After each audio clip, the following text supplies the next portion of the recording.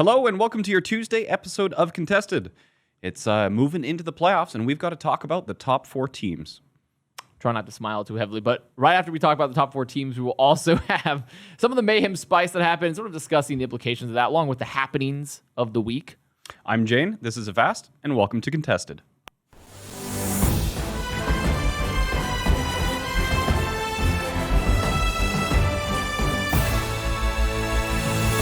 Yes, welcome back. It is Tuesday. We've got a short, I would say short, but it's not really. We've got a break in Overwatch until we return with the actual grand finals as the teams from NA go across the ocean and prepare to play not quite in LAN, not quite in person, but at least on low ping. It's medium rare LAN. It's medium rare LAN. Yeah. But in the meantime, we are staying right here in Dallas in the Frontier Communications Studio, and we've got to talk about what happened this past weekend.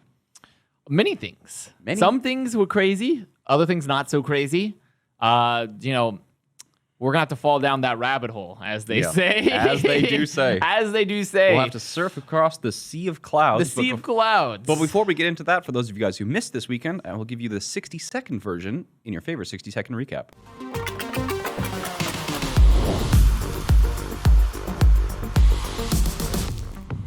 The 2 teams from NA and the 2 teams from APAC were decided. Washington Justice tried their best, being able to go right up into the match against the Philadelphia Fusion for their chance to go, but were finally stopped as the Philadelphia Fusion managed to stop the Washington Justice in their one-trick composition.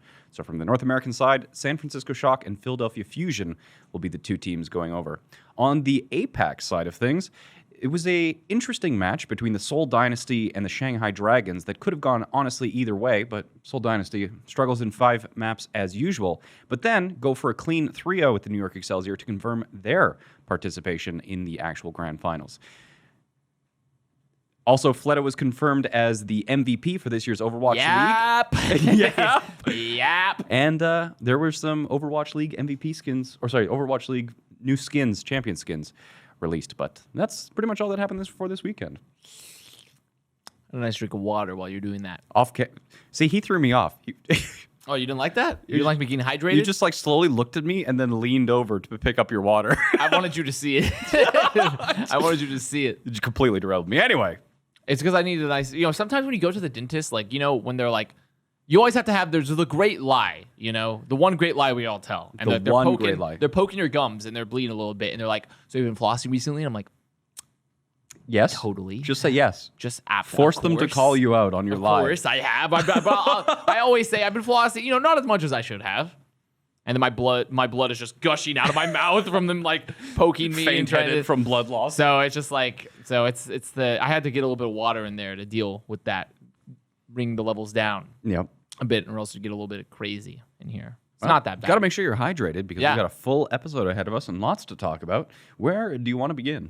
Well, I say we start with before we do our playoff, our dive into the playoffs. We should just do some events that have happened during the week. We were discussing earlier with this one. We don't really have this one just popped up actually. It's Shock got their cool 2019. Oh yeah, we were talking wins. about in the pre-show. Their rings. So Andy Miller, one of the owners of the San Francisco Shock, they just revealed on social media that they got him basically the Overwatch League equivalent of the Super Bowl rings. And these things are pretty swanky. They were nice. I would but I think that was just a Shock thing. I don't think this is something presented by the actual. I think the league's version of that would be he's like, hey guys, we got you a little tinfoil ring that we're gonna put you around here. Good work. You gotta just get ring pops, orange ring pops, so that it matches the colors of the San Francisco Shock. In so long. Yeah, well, maybe you should win the Overwatch League.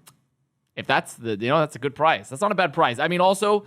Some other things that are probably more relevant than that, I'd say. Than ring pops. Obviously, Fletta got announced as MVP. Yes. They have not announced Rookie of the Year yet. They have not. It seems like it's still waiting until All-Stars. What people are sort of suggesting is going to be All-Stars. But I think this is a great pick. Yep. For sure. Fletta, he's been. I remember we talked about it when we did our playoffs preview. It's however Fletta, what hero pool they were going to use for Fletta was really going to kind of make the tempo for how Dragons were playing, and that really played out a lot during the playoffs for them. And Fletta has just been great all year. He's, has a storied history, starting with the Fletta deadlift back on Flash Lux, and so they are He's just a fantastic player. Hyperflex, not too many of those, and well-deserved, honestly. Fletta's been a monster all season. Even in the match against Assault Dynasty, he played fantastic. Whether it was Tracer, Hanzo, Reaper, all of them. So, yeah, it doesn't really matter. Fletta's able to play it and play it pretty much superstar levels. So just depends on when's the next MVP to retire to go Valorant. Hopefully not Fletta. Hopefully not Fletta. Hopefully not Fletta. They also did All-Star skins, too. Yes, that's what they were. I was in the 60-second recap. I was like legendary MVP, but they were All-Star skin. That's what they were. I brain blanked on that. But yeah, I don't like the D.Va skin. Yeah, I love the Reinhardt skin though. I love the Reinhardt skin, but I don't like the D.Va skin. Why don't you like the D.Va skin? It just it just doesn't resonate. It doesn't resonate with me. I would love a small 90-pound Korean girl doesn't resonate with you. Well, I mean, it's not about the weight of the character. It's more of just I just don't like the design. I would prefer it, like, what would be sick for me if they ever got it is if they would do like a partnership with like Pacific Rim. Now, granted, that would be, and imagine a that D.Va, would be amazing. Imagine a D.Va, like, what were they called? Jaeger. It was a Jaeger with a suits. The monsters were Gaijin. Right? The monsters were kaijus. Gaijin is like a Japanese word for white people, by the way. So you missed the mark. And not a nice version. It's not a nice version for white people. But, I like it. Yeah, there is. Okay. Today I learned. Yeah, you've learned. That's something else we've learned. But I would think that would be sick. But so far, that skin didn't. I mean, it was okay. But I love the Reinhardt skin. Yeah? Yeah. I would like. I hope for Fletta, since he's MVP, they would give Fletta an Echo MVP skin. Oh, hold on a second. Somebody in chat says Pacific Rim sucks. So you need to. First movie's good. No. If you're talking about the sequels, though, the sequels do suck. All sequels suck. That's just a rule of cinema. Not all sequels. Like what? Not including Shrek. You caught me off guard there. You got me. I mean, honestly, Shrek 2 was pretty decent. Yes, it was. No lie. I mean, so it depends. Let me think. Yeah. So do they have to be strictly movie franchises, or they can be book movies? Or do book movies count? Sure, book movies. I mean, obviously, like the entirety of the Lord of the Rings. But it was designed from the start to be a trilogy. It's not like we have a sequel to. But that's a sequel. Technically, it's a sequel, right? Does that count? Does a trilogy really count? Does the second in a trilogy really count as a sequel? It's one story. Oh, John Wick. John Wick. Fine. Okay. John Wick sequels were good. Okay, fine. There are some good sequels. All right, so there's an exception to every rule. I think some of the aliens were good. The sequel. So think about that one. Okay, so before we turn into just a complete movie. Oh yeah, before we go on to that. So what were we saying? Chat, what were we saying? Echo skin for MVP. Yes. That would be Were cool. we? Sure. As I was saying that. Okay. And then something else happened. You said something that we got in the movies. So sometimes our brainwaves just clash. We just like a lot of interference there. But I think an Echo skin would be cool because I don't think we have any really great Echo skins right now. No. So I would like an MVP Echo skin. And Fletta played a great Echo. So that's just my wish. We'll see what happens. Whatever. It's skins. That's the really smallest thing about it all. But it was cool. Also we don't have it because it happened so soon. But Casaurus got picked up as an analyst for the show. I thought that was pretty cool. So I did, but I'm gonna tell you one thing, Jane. I'm gonna get one forewarning here because this is we're in a classic. We're in a Reddit cycle. Okay. I can feel it right now. It's like the temporal pincer. Okay, but it's the Reddit cycle. You did see Tenet. No, I haven't seen Tenet. I only know that one phrase because everyone on the stream kept on saying temporal pincer. Wait. We're going back to movie review time. No, okay, but it doesn't matter. We're not allowed to talk movies anymore. Chat, okay, we're done. Chat, slap us if we talk movies. We can't help it. So, but we're in a Reddit cycle right now, okay? Yeah. And the Reddit cycle, it's the Reddit cycle of coaches specifically, and it happens all the time. Yes. So I'm gonna give you some examples. One. So here's a great example. Everyone, Arrow first comes in. Dallas Fuel stage 4. Wow, Arrow really turned this around. Dallas will do terribly. Wow, Arrow sucks. Arrow wins World Cup. Wow, Arrow may be okay.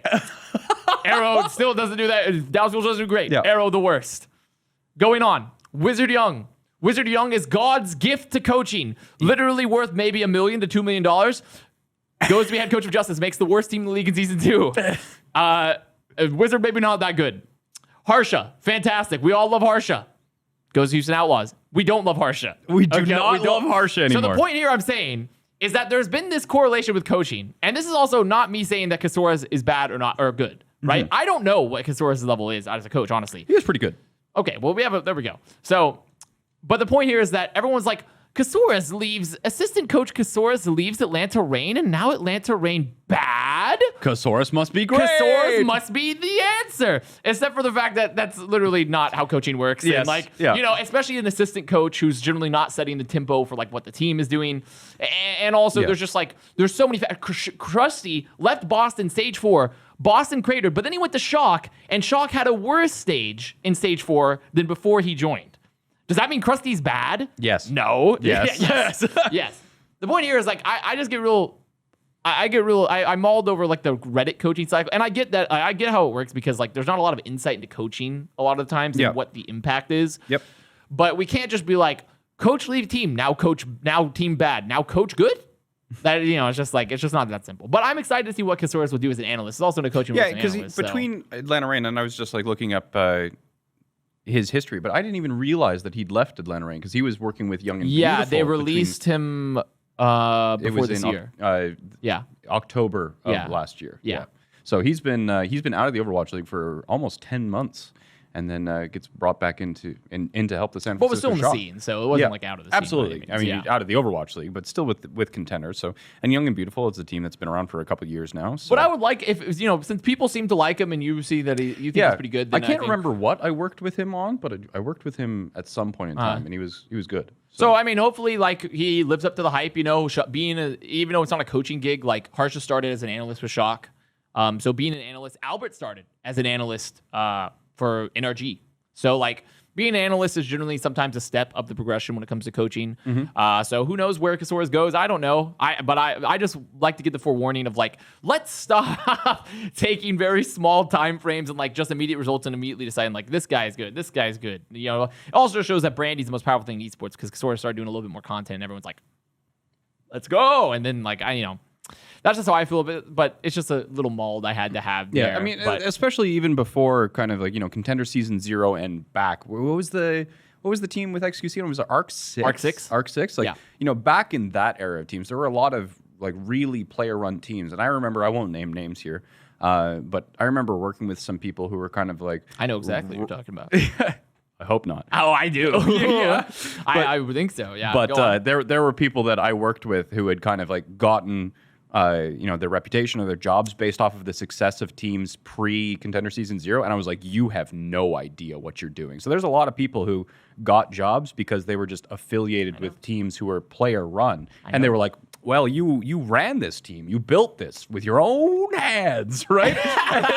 and they got credit for it. So and like working with some of those people was like... But honestly, I don't even blame people too much because there really is a lack of insight into it. And it's so tough to judge. Secure the bag, man. Yeah. And it's so tough to judge. So honestly, I don't even blame... I'm mauled, but I shouldn't even blame fans because fans are just trying to find... they're just trying to find meaning in the entropy of the coaching universe. Oh, yeah. And they're trying to find... And it's just tough to sometimes discern it. You have to be really know firsthand. And even firsthand accounts are unreliable at times because I'll have players say, I hated this coach.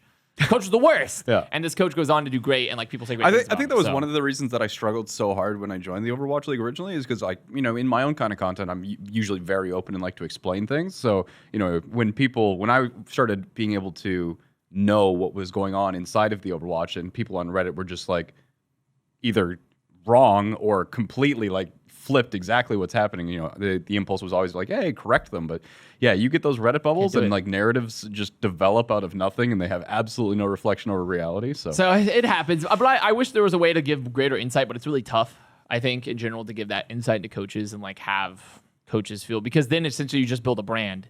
And then once you build a brand, then essentially we've gone beyond fact and fiction. We are now just a marketing campaign, and I'm going to be on the Abercrombie & Fitch logo, and I'm going to be modeling and stuff. So it's like we've gone beyond that. But I think it's cool still. So interesting results.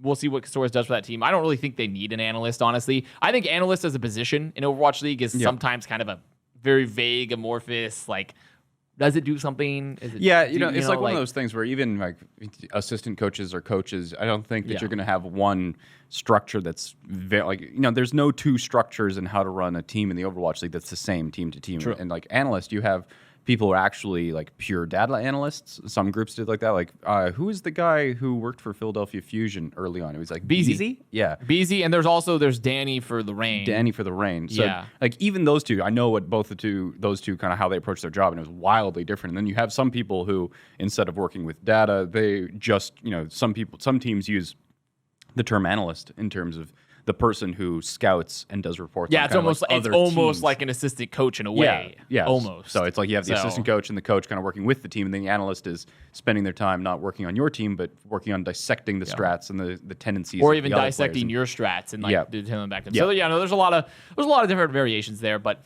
I would be an analyst for a 6-figure salary. No one. How many staff members do you think are pulling 6-figure salaries in the Overwatch League? A few, but not Like a lot. head coaches of the top teams. Yeah, a few, but not a lot, for sure. Definitely not a lot. Like I would say, Yeah. there exist definitely, but Yeah. it's not like a majority necessarily. Yeah, if you're an analyst in the Overwatch League, you're probably pulling around. Yeah, 35, analyst I know 40. is even because I was actually the crazy part of the saga too, where I could have branched my I'm career. sure I was Boston gonna would love to pull you into the Well, org it's as a not even staff. that. Shock in season 1 before I got signed to Boston wanted me to be an analyst for them. Really? Yeah. So and I said Dodge that bullet. Well, I mean, not as it worked out for Harsha. Harsha got to go to Titans and then go to Houston to be head coach. So it really, and I mean, Albert was an NRG analyst. So it doesn't really matter sometimes where you start, especially if you're not like the public facing figure, because you can sort of build it outwards. But the salary was not crazy, I think, but who knows how it's evolved since then. But I would imagine it's definitely not 6 figures for the most part, unless you have like a very specific data skill set. Like tools and how to build we're talking data. Canadian dollars. But at that point, like you're beyond just Overwatch. You're just like kind of an employable person. Yeah. Right. So specific skills. Well, enough about the job market. Now time to do Hey, playoffs. at least it's not movies. Yeah, that's true. Now it's time to do playoff stuff. So we have decided our final 4. We have. Heading into You the and grand I, finals. we decided Yes, it. we did. We personally said these are the teams that are going to go there. And John's And I don't know why we picked the Guangzhou Charge or did not pick the Guangzhou. not pick the Guangzhou we did Charge. not pick the Guangzhou We Charge. didn't. We said that. We also did not pick the New York Excelsior. No. We picked this whole dynasty as the second team. in Yeah, APAC. well, I love what they're doing out there, okay? So I guess we should then we're going to start with APAC. So Yeah. the 2 teams to make it out of the Asian division are going to be Dynasty and Dragons, blows my mind. which is a pretty interesting run. Yeah. All things considered. So I know that we always talk about Seoul Dynasty as being kind of like the coin flip team there, but really, what a performance. The only team that they dropped maps against was the Shanghai Dragons, and they took Shanghai Dragons to Map 5. So this was an incredible series to watch. Honestly, if you haven't watched this series, this is one of the ones that you go back and really, really watch. And I think one of the most interesting things about this is that it really did appear that I think the Seoul Dynasty forced the Shanghai Dragons to play seriously. I mean, they also forced them to get and it's something that I've had to deal with too. I'll admit it. I was in a meta inertia state. Yes. I was. And it forced Dragons to we've seen them evolve to start playing a lot more Hog. Yes. And get off the dive. I mean, we had to watch Mayhem do this. We had to watch the Shock Shanghai do this. Dragons hog play, though, is because they started off with dive. They started off playing the Winston and the Diva. And then when they needed to win, they adapted and started playing that hog a lot more. But their hog comp was way too polished for them to have just done like a mid-game adaptation. They had practiced that. They'd kept that in their back pocket. And when they pulled it out, it was kind of like, they're taking Seoul seriously. They've been forced to kind of show their hand sort of thing. And I think this is going to be a bigger deal. I think this is a big deal because the metas themselves, we're probably going to talk about the teams and the players, but the metas themselves, as they were shown between NA and words are hard. NA and APAC were very different. NA is still a lot more on this dive composition, like especially in the Philly game versus San Francisco Shock, both teams were very heavily towards this dive, where you kind of see the APAC team, when the Shanghai Dragons got pushed, they got pushed back towards this the Roadhog and the I think they're Sigma as evolving well. though. I think that's the thing, is that because at the end of it, when Shock played Justice, or not Shock, I should rather when Fusion played Justice, they were playing Hog. And Hog Sigma too, which was another kind of like that Dynasty had pulled out a lot. Yes. So I think that already kind of NA was like peering across the ocean and being like, oh, what are you playing, APAC? And there was already a few kind of adaptations that were being taken, like funneled from APAC to NA. But when we have this kind of long period of time where these metas are going to develop even further, like I think that APAC is a little bit more on that cutting edge than NA is. So I mean, that generally has been the case. It has been, yes. That generally has been the case. So I had to come to terms with this. Eventually, the Washington Justice beat it into me. I was like, fine. You win. Roadhog is meta. Okay. And you know, and we had this discussion the week before. We did. Remember that? We did. Is this another I told you so moment? This is, I mean, the thing is, I was like, oh, there's no way. And then, so what ended up happening, though, I think I was half correct in that Hog Zarya is definitely not, like, there was ways to delete it. But Hog is meta. Sideshow came to this conclusion, September 12th was his tweet, right? But this was what we were talking about. And my point was that, sure, in a perfect world, dive composition might win, but it needs to be executed perfectly. Yeah. And at the other time, you have this Roadhog Zarya composition or Roadhog Sigma in this way. Or Roadhog and Diva, to be honest, I did not predict Roadhog Sigma. I didn't see that. But even that, it's like it gets more value if these dives aren't executed perfectly, or if you have to fall back and stabilize or restage like that. That's more time that goes towards the Roadhog plus the second time. And it's just like it's just easier. There's less pressure to be perfect. You can have more of these failures occur without them being, I'll call them existential failures, but they're really failures that kind of end the team fight and cause you to lose the team fight. So you can fail more often without them being fight losing or game losing, and that just makes that composition easier to play, more resilient. And they just have so many more. And you have so many more options. Just get picks quickly too. And also like the hog in general is just like he's hard to punish. Especially since Mercy is so. Imagine saying that a couple months ago. Hog's hard to punish. And the Mercy is just because of how strong Mercy is right now, how she synergizes so well. Hook in general synergizes much better with Mercy because you can deny reses, you can enable your own reses, you can bring people out because when you hook them, you can bring them out of resable range. And if you're not playing a Roadhog of your own, it's a lot harder to stop enemy team reses or move people out of position like that. So there are things but Hog Zarya, I think, has definitely been determined to sort of like, that's not the ideal. Yeah. Hog Diva or Hog Sigma seems to be a lot more maybe survivable, but also just has more utility in general. Because the Zarya is great if you're brawl heavy and you're making it work, but as soon as you pull out a comp like sort of Fusion did to Justice, or even like what Shanghai has done, and you start putting his in, it's a lot harder for your Zarya to stay alive all the time because you can, and especially when you have a Mei out there denying hooks too. So you start need to get extra utility out there, like a Matrix, high ground control, having shields, things like that Sigma brings or Diva. So it is something important, I think, that the meta is going to change a bit. Not only have we seen a shift away from dive, but it's not just Hog and Zarya, it's Hog Sigma or Hog Diva even. So it's a wild time. Yeah.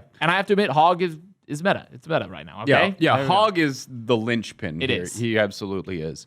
But yeah, it's yet to be seen. I do think that, as you say, and as we saw, we're moving more towards kind of that second tank being the Diva or the Sigma rather than the Zarya. But yeah, it's Hog is here to stay. I mean, I'm really interested to see if more teams pull out what Fusion did to Justice with the Mei. Because the Mei is because someone actually just said in chat, where was it? There it is. Like Overwatch 123, Hook becomes the new Halt. Essentially, in some ways, that's kind of how I feel. That's pretty accurate. You need something to like displace people, to also protect your own reses and things like that. Like it's just an opener. So in general, Hog has sort of become, because Orisa received so many nerfs, Hog is almost just like new Orisa that does more. And also because of his buffs, like in a current patch, because on live patch, he's not nearly as strong. People are saying he's really bad now. But on the patch we'll play for grand finals in the playoffs, because of the one-shot ability that he has, it's just like new Orisa, but with more damage, which is just wild. Definitely more punishable still than Orisa was at her height, but you have ways to work around it, and you have to commit because of this fact that we're playing these weird tank styles now where everyone's roaming about and like circling and they're all looking for individual pickoffs, and you have a damage boosted Ashe. Like when you go to punish the Hog now, as opposed to when you punished Orisa in the past, like there are people at every angle ready to shoot you and pick you off. So it's a wild, chaotic meta, a very chaotic meta. But the only time ever in Overwatch, I think, and especially in Overwatch League, that we're going to have a meta with no main tank. No main tank. Like maybe on some maps. Yeah. Like you might see Reinhardt or Winston on some maps. We did see on Lijiang Tower, we saw some Reinhardt. And then it really, like, are you calling Sigma and Ball main tanks? Or are you talking about, like, just Winston Reinhardt? I guess you could, I don't count Sigma as a main tank. And not really. I mean, he's always still been, like, because the thing is, he's not survivable enough on his own to be, like, the main tank. And he doesn't make enough space on his own. But he pairs really well with other people that do that. So by main tanks, you're meaning specifically Winston? Like Reinhardt, Winston, and Orisa. And then I guess theoretically you could throw Ball in there, too, I definitely think that we'll still see the Winston, especially if we get, like, the classic maps, like Gibraltar. I think that it will still make sense in this meta in order to have that like really, especially when you specific have really high ground tight control. spaces. We've Yeah. seen like the rush comps work well versus it, but as soon as you have more space, Yeah, I it's think just that so by far strong. like the majority of these compositions will be without. It's not going to be as if they are dead and unplayable. Like you'll see them, but they will be relegated to niche situations. Soul is the best hog team left using 2 main tank players. So you're objectively wrong.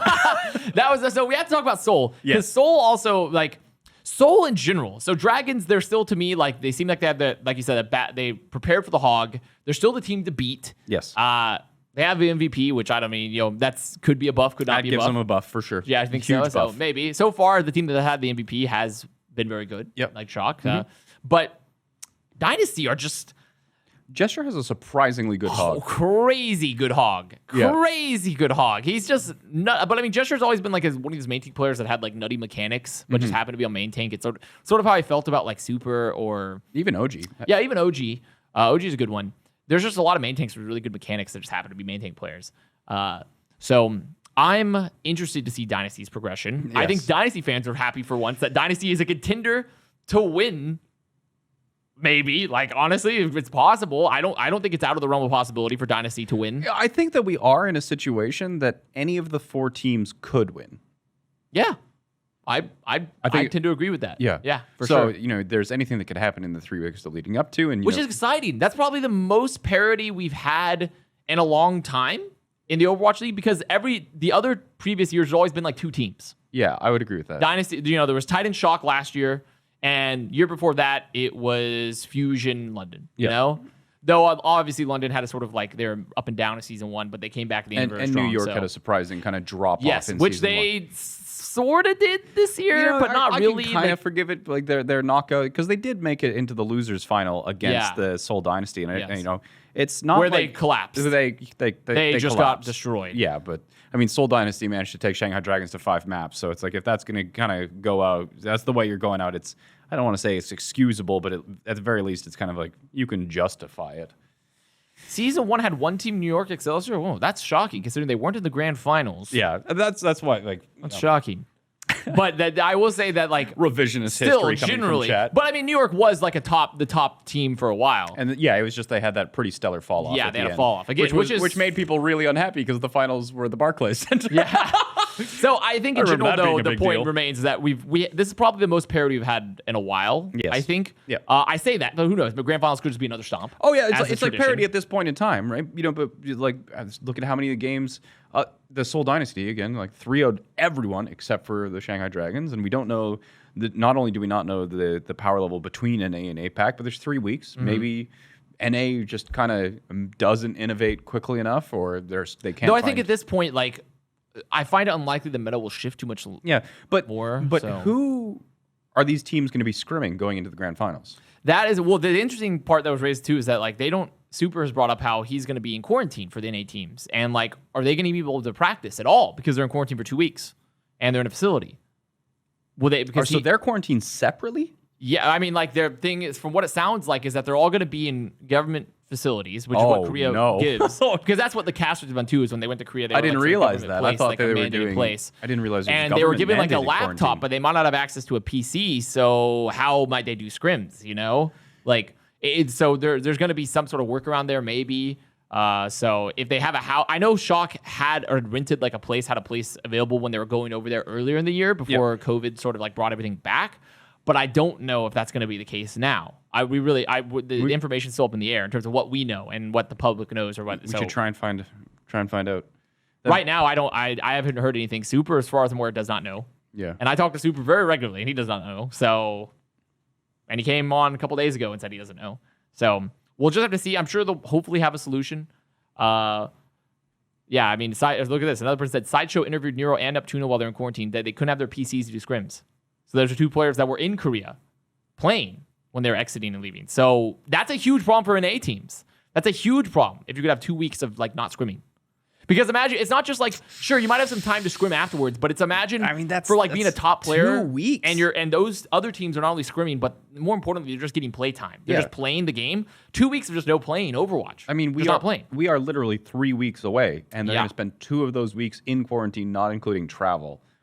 So That is rough. It is rough, right? And so honestly, if that is what it is what it is, right? Because we can't fix it.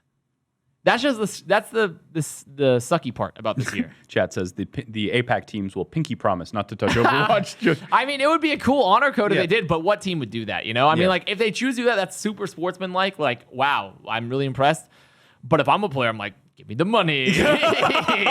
So, like, we'll have to see what ends up happening. But it's just this unfortunate situation with this year. Mm-hmm.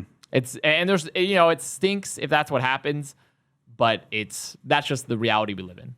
And there's nothing we can really do about it. But I'm interested to see how Dynasty perform, if they can keep their performance up. Dragon's still looking like the team to beat. And of course, I should have never predicted against Shock, ever. Should have never predicted against Shock, who came. So we can move to the NA. Should have never what? Predicted Shock. Predicted Shock against. Against I was Shock. Like, what is going on? When they first came into playoffs, Shock were looking shaky, just a little bit. But Krusty, being as Krusty does, Krusty always innovates. And so they were themselves and Fusion are the two teams to make it out of an A, because Justice Fusion played in third place match just a couple days ago, and Shock beat Fusion in the upper finals. And Shock are still looking to me like the current scariest team, because the thing about Shock is that they always just learn. They just learn. They are the board. They adapt. Yeah. They grow stronger. And so, like, it was looking risky for them in the Hog meta when they were playing Justice previously, because they went to map 5. But in their Fusion match, they looked, for some reason, Fusion just played the mirror the entire time. And Shock was like, we'll take the mirror. Of course we'll mirror this. Be my guest. So who knows what they'll do if they're actually going to end up playing a lot of Hog, though, in APAC. But I feel like since they showed so much adaptation from the start of the playoffs to the end of the playoffs for NA, they're going to continue to do so when they get to APAC.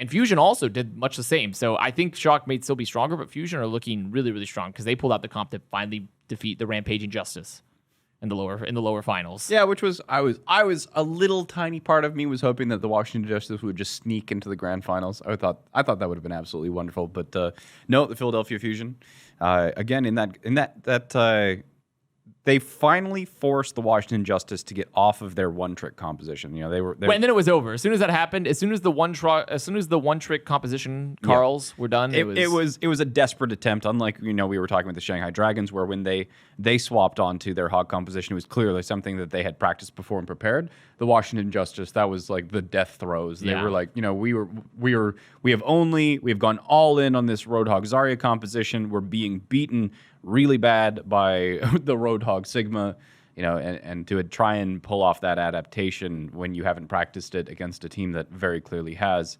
it did not go well for them. Does not go well. It did not go well. But they did have all they considered a really incredible run. They did, yes, absolutely. I think Justice it honestly probably saved a couple of these players. I was about to say that exact thing. We were going to say that exact thing? Yeah, it was that, it's when the Washington Justice has a round like that, that means that they may not have made it into the grand finals, but that playoff run saved a few contracts. But hopefully that doesn't, because we've seen that happen before to teams that have a great stage 4 run, and they don't make enough changes. Yep. And it really hinders them in the season, because it's great to show you still have potential, but you still need to add pieces to that. You can't remain it mostly the same, because otherwise you're going to run in situations that other teams have had in the past. So it's a great second look, but Justice should probably be looking at that and being like, okay, this is the perfect meta for us. Like, we were able to play Aim God on his comfort picks, Arc on his comfort picks. Tuba mostly got Tuba actually had a surprisingly good tracer, despite being a Flux CPS player, which I was shocked about. And then we got to play Stitch. Stitch came alive. I was super underwhelmed with Stitch. Yes, same. After the midseason signing with him. But his Ashe play was fantastic during the playoffs. So I'm excited to see Stitch, can grow smaller but better. As Stitch does. Smaller but better. That's the ongoing theory, is that the shorter that Stitch gets, the more powerful he becomes. Just since we are speaking about contracts, it reminded me, we didn't cover it at the start, but there was some leakerinos about the contract status of New York Excelsior. I thought I'd just cover them quickly. Go right ahead. So the players whose contracts are not up for renewal were Hotba, Haxel, Who Are You, Mandu, and Bianca. So they're still on until the end of 2021. The players who have been re-signed, it's say Bjolby and Jonak, no surprise there. Already, yeah. And then the contracts that are expired and they're either negotiating or we don't know. Where did this came out? Was it just a leak? It was a leak from DC Inside. Okay. So Mano, Libero, Animo, and Nene are the 4 that have expired and haven't been renewed yet. Libero. That's interesting to me that just about every... I'm going to go find this real quick because... I can link it to you. My Twitter and also Pine, a former New York. Oh yeah, he's gone LFT. He's gone LFT. He wants because to come back now he's like, whoa, Hitscan is back. I can play DPS in the Overwatch League. I can play the game. That would be interesting. We haven't actually seen a big name player, come back. This is the first. So Pine's a pretty interesting one to just be like, hey, I guess technically Fissure, but Fissure was like sort of in and out. So yeah. like, I'm really excited to see if Pine will find it. You know who needs a Hitscan? New York. New York. Imagine if New York re-signs Pine after letting him go. I mean, he's known as a New York player. If he's going to sign anywhere, it kind of makes sense. So, assuming that Pine is still as good as he was, True. But we'll have to see exactly. But I mean, he was really good. We can't overrate him because it was been a long time since we've actually seen him. But the thing that I find interesting about this New York roster moves, and it shows that sort of like. Because generally a lot of the teams that sign people at the end of, like, let's say they re-signed them at the end of Season 1 or at the end of Season 2, their contracts are sort of all up now. Mm-hmm. But when you look at this, like, a lot of the players that just got signed, like Mondu and Who Are You and stuff like that, they all got 2 years, is what it seems. And that's kind of unconventional unless you're, like, really confident in a player.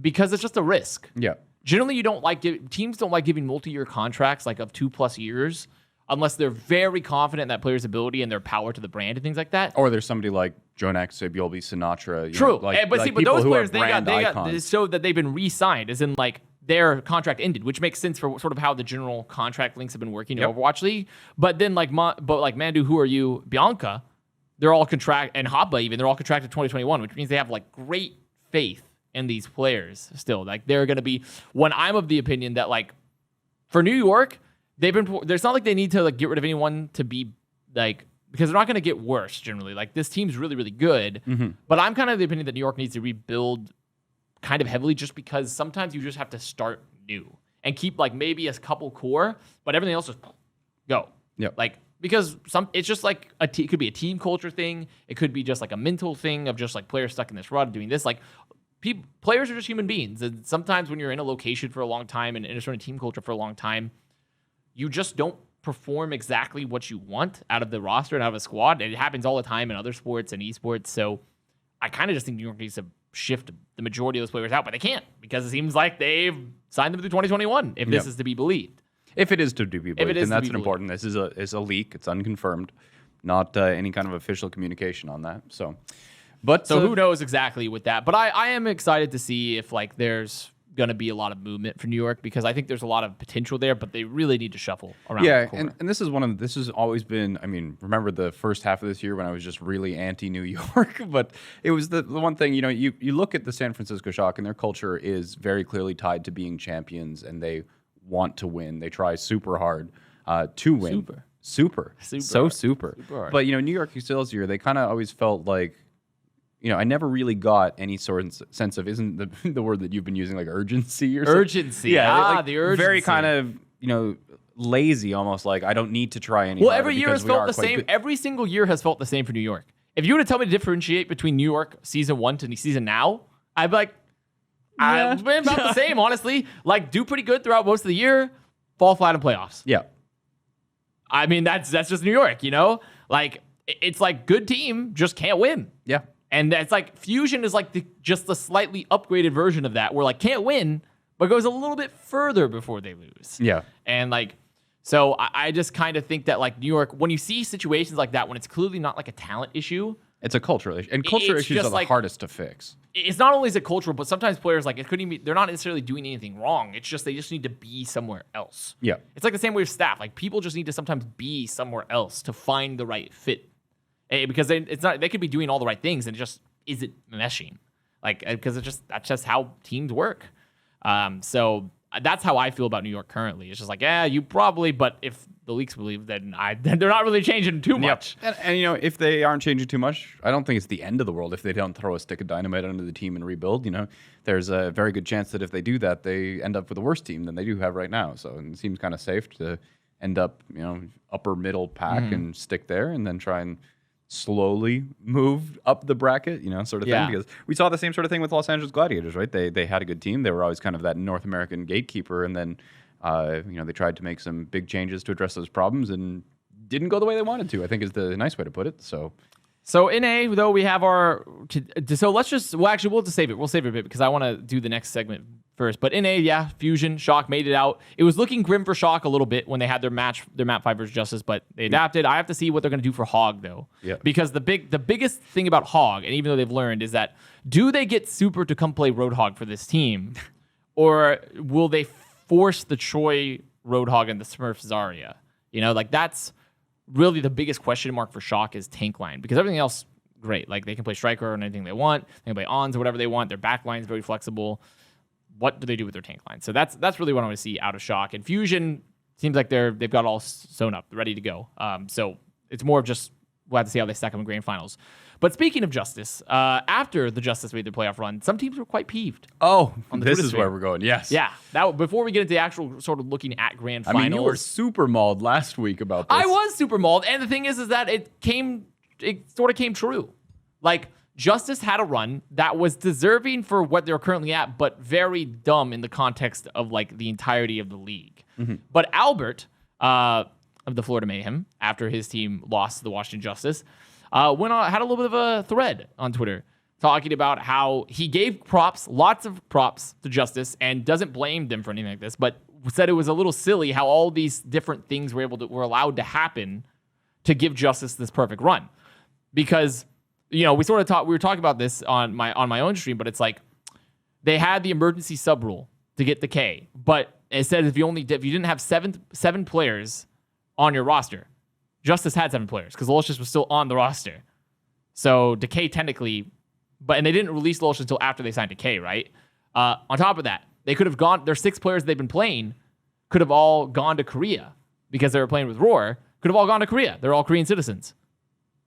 And so they didn't need Decay then either. So they allowed Decay to be signed. Now, and then on top of that, another meta shift for the 3rd year in a row, right when playoffs come. Yep. And that's a legitimate grievance. And I think that was really what the boiled down to were those 2 big things, was that like the Decay signing and the meta shift. So I just have to say, I think the Maldi was justified because a lot of teams felt very similar about this. Yeah. And when you speak to people like Albert, it seems a lot of teams felt the same way.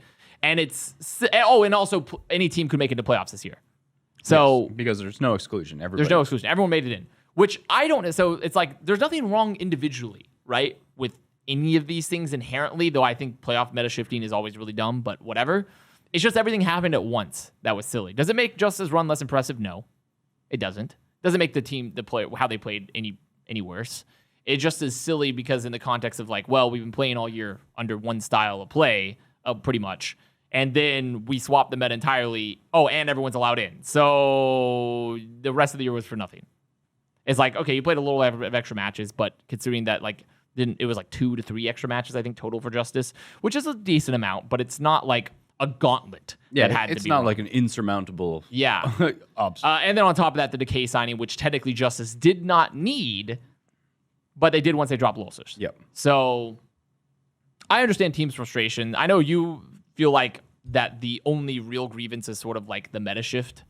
Which but even then, like, you know, I can I don't really care about the meta shift myself personally, but that's kind of one, like, you know, in my opinion, the meta should change more often. I think the worst part is that the meta did not change for the entire year and then changed for playoffs.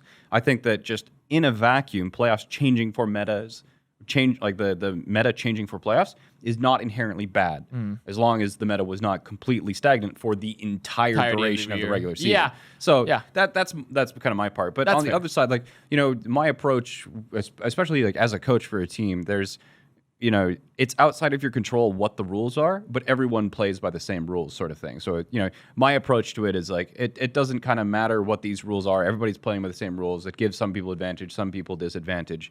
Good teams are still going to be good teams, and we saw that. Fusion stopped the Washington Justice's run, and, you know, like the extra 3 matches that they did their run for, you know, like they were beating, like those extra matches that they played were against the worst teams in the league. Yeah. So it's like, you know, they had this run through people who were bad teams. through bad teams. Up until essentially they played the Mayhem.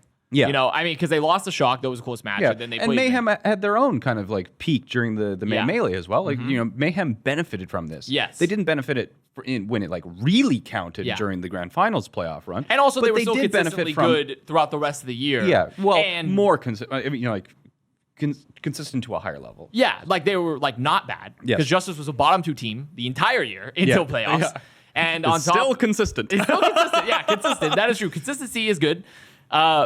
But and also on top of that, the way I view it as well is like we can't just be we can't be super arbitrary in terms of, or not arbitrary, but too sweeping, right? Because we should always think like sort of what are the circumstances, right? Yeah. For myself, I don't mind because a meta shifting, it's like, okay, well, Genji shifted Summer Showdown, right? True. Genji did shift Summer Showdown for sure in Countdown Cup, right? But the difference is that you still had to play a main tank player. And before that, you probably had a flex DPS player signed. You know what the difference is when we got the playoffs? Justice just didn't play a main tank player. Yeah. They didn't need a main tank player.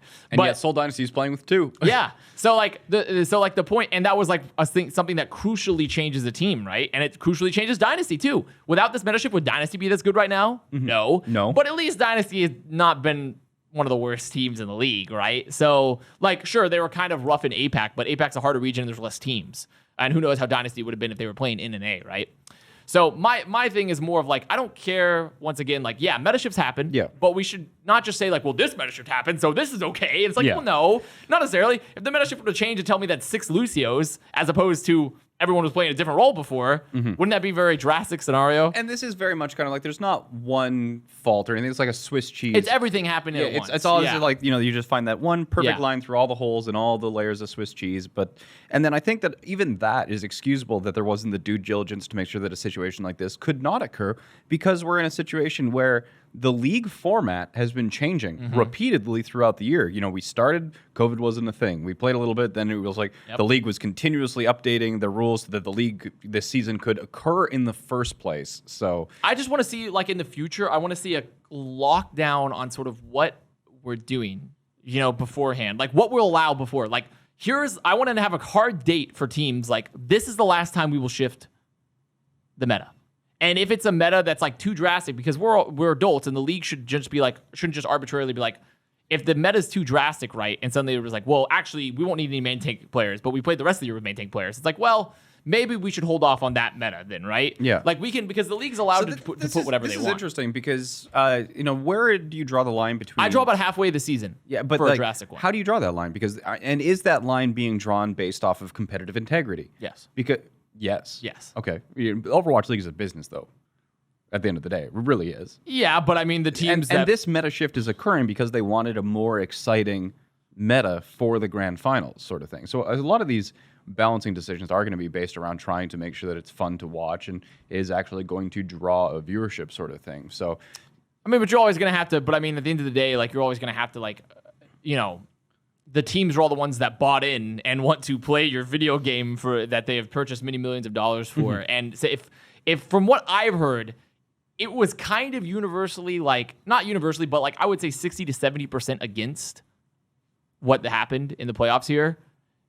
Then that doesn't surprise me. Then that's change is bad. That's a majority, you know?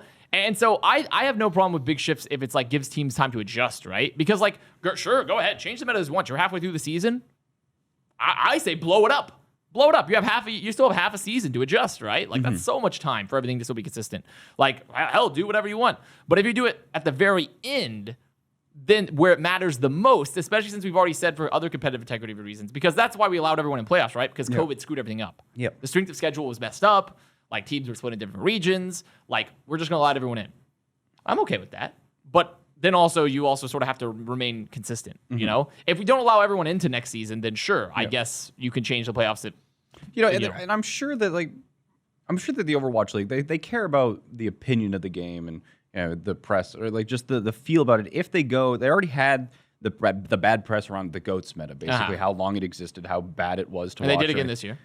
Sorry? And they did it again this year with the Double Double Shield. Yeah, but they're trying to avoid that bad press by making sure that they'd be like, oh, Overwatch League, suffers from stagnant meta viewership drop. By once again doing the same thing they did for the past 3 years. Yeah, that's why they're avoiding. That's why they're trying to change the meta and be like, oh, there's no shield. Are they avoiding it? No, they've just done the same thing for 3 years. But and it's every not year they've had shield. the same complaints. Every year it's the same complaints though.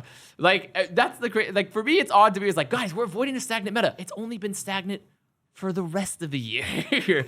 The last month. Better late than never, I guess? But no, it isn't. If you do it for 3 years in a row. For 3 years in a row. Like, that's just like... But then we're getting into a wider game discussion, That's a wider game discussion. Yeah. That's not really a league discussion. That's just like whatever's happening. Yeah, with I'm just trying to offer a second opinion. You are. And I value... Like, from a competitive integrity perspective, you're absolutely You're correct. doing a valiant effort of being devil's advocate, and I respect that. I respect that heavily. I'm trying my hardest. You are trying really hard to balance out the salt. Like there is he's tried really hard over there, but it's just I won't be tamed. Well, I guess that's enough of the salt then for that. So we sort of do our I guess then I do really care about air conditioners.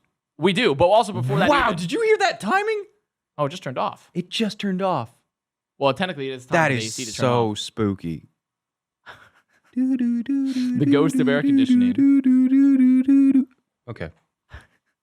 Well, one final thought before we do what the ideal air conditioning is, because that's what's really important. For It is very important.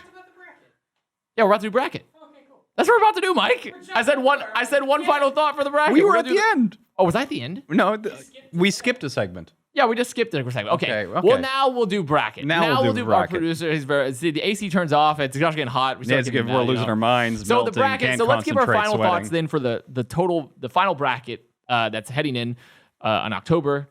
So Dynasty Shock, Fusion Dragons. Then they have a winners final, and then we have a lower bracket. So your prediction, I'm gonna get two predictions here for both of us. I want to say who wins it. Who wins it all? Wins it all? Who wins still it all? Gotta be Dragons. So they're gonna be Dragons I for you? still think it's gonna be Dragons. I'm feeling Dragons as well myself. Yeah, because I think the Dragons are knocking down the Fusion, and I think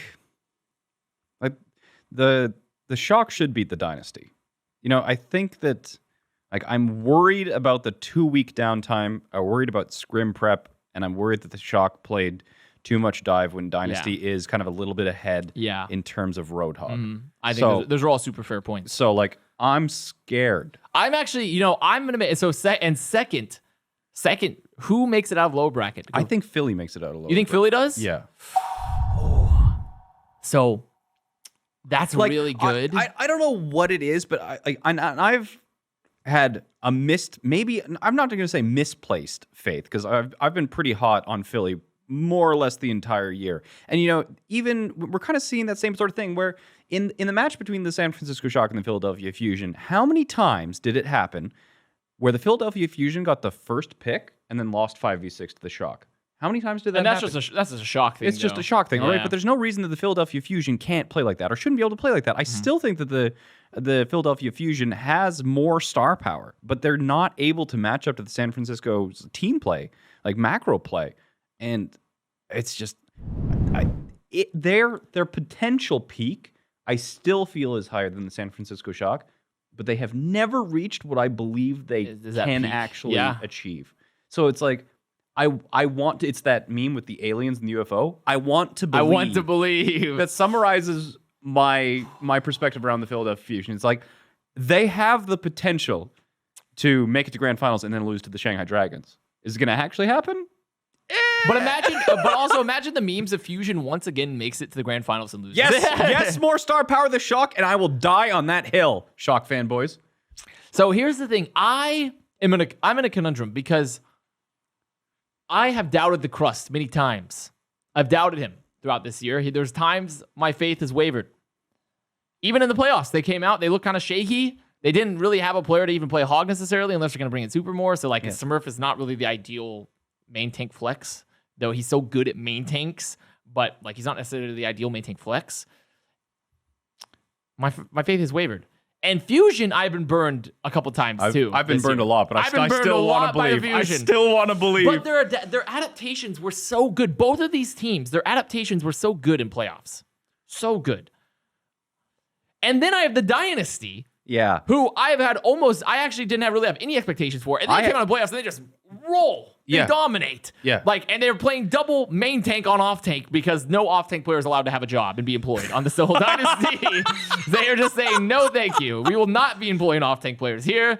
You will go to the soup line. So, okay.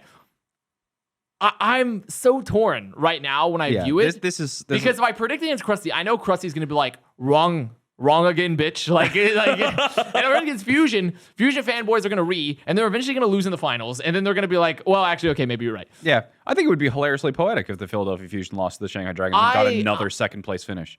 So, you know what my final two choices are? Who? Shock Dynasty. I'm not even including Fusion in the list. It's Shock Dynasty. I actually think Dynasty right now with the playoff profit and the gesture, unbelievable. His testosterone was so high that his hairnails are growing, or his fingernails are growing hair. Yeah. Gestures of Chad. He is. Yeah. He's a cocky son of a bitch, but he is. And also we have to take into account the logistics of Shock maybe not being able to scrim for 2 weeks. Yeah. It's like, it's the not being able to scrim for 2 weeks potentially, plus the feeling that APAC is not only more developed in the meta, but more innovative. So I think the winner of the whole, I think the grand finals winner is Dragons, but I think the person that makes that lower bracket is Dynasty. Yeah, you think NA? I think it's gonna be. I think NA is gonna lose. But I know what's gonna happen is that Krusty is going to kick my teeth in and gonna prove me wrong, probably. Yeah. But I've predicted against the Crust multiple times, but I think I actually kind of believe in Dynasty right now. When I've watched them play and I've seen the run and the meta is so good for them and they have the logistics. You think it's going to be Dragons Dynasty final? I think it's going to be Dragons Fusion final, and Krusty's going to kick both of our teeth in. That's what's actually going to happen. Krusty probably going to prove us both wrong. Krusty probably going to prove us both wrong. Well, time for us to prove other people wrong. And now, finally, for once, is that AC, speaking of APAC superiority, what about AC superiority? Air conditioning. So our question last week was, what is the ideal AC temperature? Because I don't even know why. I don't even know why we asked this question. People were saying, yeah, you were saying that me, right? Yeah, you live at like 26 degrees Celsius. I live in the swamps of Dagobah or whatever. So I have a lot of responses from my Discord. I'm sure you do. I have a lot of responses. So first one, this is a serious one because there's a lot of dumb ones. There's a lot of dumb ones in here. So first one from Steakman. It is Chatman. 72 Fahrenheit or 22 Celsius, which is also 294 Kelvin. Now I know Kelvin what it is. users. I too use Kelvin units for my you like using thermostat. That absolute temperature, to find the 0 Kelvin when atoms stop moving or whatever. So, or molecules. So that's look at the brain on this lad. How do you agree with that? It's just slightly too high. Too high for you? I'm at 20.5 degrees Celsius. 20.5. Kind of guy. Yep. There's no other decimal points in there. Just 20.5. Just 20.5. My if my thermostat was able to go more accurate than that, but the worst part is the fiance likes 20.0 and then put a sweater on, and I think that's unacceptable. Didn't mention ranking. Okay, there's also 523 ranking. What is ranking? Rankin? That's the absolute. What is that? It's the equivalent of Kelvin, but for Fahrenheit. Really? Yes. I didn't even know that existed. Now you do. Now I only knew Kelvin, Celsius, and Fahrenheit. Huh. We're so educational. We're so educational here today. And then I have another good one. This one's really good too. 100 Celsius. The human body is so adaptable that it doesn't even feel hot to me as my blood boils and I turn into leather. From the Eagle fanboy. From the Eagle fanboy. So he likes to be dried out like a piece of leather in his home. He likes to be boiled. You like that one? I mean, pretty good. I ain't gonna shame somebody for their interests. Not gonna shame that. Not gonna be shamed boiled, being cooked like a piece of chicken. What is that? Live and let live. Yeah. There's less euphemistic ways of saying that, but you know what? We'll just keep this one PG. Then we have another serious one, which is the optimal temperature is 70 degrees Fahrenheit or 21 C. He's pretty close. That's pretty close to optimal? Pretty close. See, because everyone mauls over the fact that I keep mine at like 75 C. 75 Fahrenheit is cool you're for me, insane. Which is like 24, 25 Yeah, it's just not okay. It's not okay. My house is like at 78 or parts of it, which is like 28 C or something. And people are like, what's wrong with you? And I'm like, I don't know. It's just how I was raised. I can't help it. Like I've adapted to it. And a final one that I like a lot is Lose Yourself to Dance says the average human body temperature is 37 degrees Celsius, around, or 99 degrees Fahrenheit. So the ideal AC temperature should be 99 degrees Fahrenheit. If you stay still long enough in a room, that's the same temperature body. You won't know where your skin ends and the air begins, allowing you to dissociate. Forget that Roadhog is meta in ranked. Now that comment is outdated now since Roadhog isn't quite as meta in the ranked anymore. But I had to. I like that one. I liked it. I like that. I like that one. That's a good one. Well, so we still need to put one more question out. Then also news. So we are once again. Going to not be in the studio on Thursday. We have Rocket League. Rocket League again. Rocket League is stealing my lunch money. Yep. I mean, Rocket League Turbo Pulsa has been kicking Rocket ass League and taking names. is doing like some Cobra Kai, sweeping the leg and stealing my lunch and running away multiple times and stealing. At one point I'm gonna show up to the Rocket League co-stream and be like, "Hey guys, here for my studio time." I'm gonna sit down in the Rocket League coach room and be like, "Yeah, I just haven't had a lot of studio time lately, so I'm just gonna sit down here for you guys. We're gonna do some Rocket League. Just show up. I'm gonna break into the studio and just see how they like it, huh? So you guys like a Rocket League? You're gonna have to listen to me. But what should we ask for our question that will be answered then next? There's a dog. The dog that just ran through. Why is there a dog? Yeah, I see. I see. It was a dog that just ran through the office. Hello, Puppo. It was a good doggo. They want to say show dog, but we can't really turn Show the cameras around very easily in the studio. Bye, dog. Bye, dog. Bye, dog. But you guys can't see it, but we're waving. Well, we bye can. to dog, but It's we a can streamer see it. privilege. Get owned. So what should our question be? Maybe grand finals bracket predictions? Envision a world in which the Shanghai Dragons do not win and tell us how that happens. That's a good one. What could possibly go wrong to cause the Dragons to not win the grand finals? That's a good one. You can write it out in any form. You can even do an interpretive Boo, dance. that's boring. Okay, never mind. Chat doesn't like it. They don't like it? They don't like that one?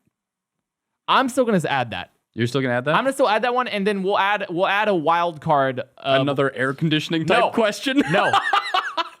Do you drink your water with ice or no ice? You drink your water with ice or no ice? That's the add-on question if you wish to respond. But so if you find the Shanghai Dragons question too boring, talk about ice. So pretty much tell us how or the lack of ice. Or the lack of ice. It's technically there's two answers. There's two answers there. Here, do you want to give us do you want to go? Okay, here. How about you go? Huh? What's your how could I possible follow up water? You probably can't. With ice you can't. And no ice. You can't, but you could try. It's the most important thing. Okay, I'll come up with one. What is your favorite suit jacket that Avast or I have worn through the entire season I of only have Contested? like 3 suit jackets, so that's like a really like. I mean that's not a lot of options, honestly. I have 3 suit jackets I wear. I mean, I technically have 4, but one of them is just for my. I was gonna suit. say, I was like, I'm pretty sure I've have seen 4, but I don't really wear that one often because it's like with the suit. So, Jayne, I have no memory. So you have VODs. So ask tell us if you have amnesia as well, and you have brain damage and cannot remember. You have missing parts of your cortex, and then you probably won't remember the question to respond because you have received a blow to the head. So very quickly type out your answer before it leaves your working memory. Yeah, before you forget who you are. And I guess I mean, I think we should stick with the first 2.